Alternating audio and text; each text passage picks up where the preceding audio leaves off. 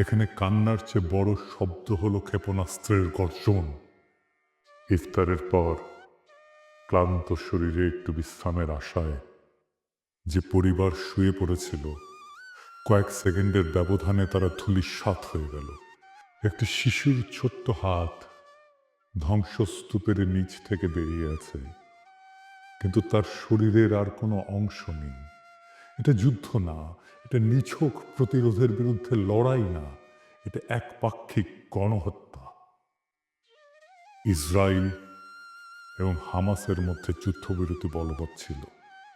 বিশ্ব আশায় ছিল হয়তো কিছুটা শান্তি আসবে, কিন্তু শান্তি আসেনি, বরং নতুন রক্তপাত শুরু হলো।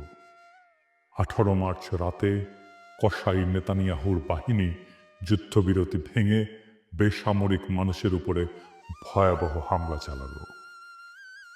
এক রাতে 400 জনের বেশি মানুষ শহীদ হলো, যাদের মধ্যে অধিকাংশই নারী, শিশু, বৃদ্ধ।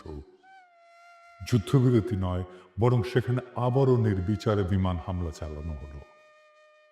এক ফিলিস্তিনি সাংবাদিক বললেন, আমি ধ্বংসস্তূপের নিচে লাশের সারি দেখেছি। কিছু লাশ এতটাই ছিন্ন ভিন্ন যে চেনার উপায় নেই। একটা শিশুর কেবল মাথাটুকু খুঁজে পাওয়া গেছে। এটি কি কোনো সভ্যতার পরিচয় বহন করে? গাজার শিশুরা কোথায় যাবে? সমস্ত শিশুর স্বপ্ন এখানে এক ধ্বংসস্তূপ। একটা শিশু নাম আমাল, তার পুরো পরিবার গত রাতে একসাথে ইফতার করেছিল। সে খুব খুশি ছিল, কারণ তার বাবা বলেছিল, যুদ্ধ শেষ হলে তোমার পছন্দের খেলনাটা এনে দেব। সেই রাতেই এক বোমা এসে তাদের ঘরটাকে মাটির সাথে মিশিয়ে দিল। আমাল বেঁচে আছে, কিন্তু তার বাবা মা নেই। তার ছোট ভাইটি তার হাত ধরে শুয়েছিল, কিন্তু এখন সে নিথর। গাজার প্রতিটি শিশুই এখন এতিম।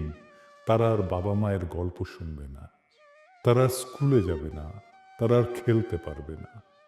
তাদের জীবন এখন একটাই, জীবন থেকে পালাও। এই বর্বরতা কি প্যারিসে ঘটলে বিশ্ব চুপ থাকতো? আর যদি লন্ডন, নিউ ইয়র্ক বা প্যারিস, বার্লিনে এমন একটা হামলা হতো, তাহলে কি বিশ্ব এতটাই নিশ্চুপ থাকতো? যদি প্যারিসের শিশুদের উপরে শুধু নিন্দা প্রকাশ করত, যদি ওয়াশিংটনের হাসপাতাল ধ্বংস হয়ে যেত, তাহলে কি বিশ্ব চুপ থাকতো?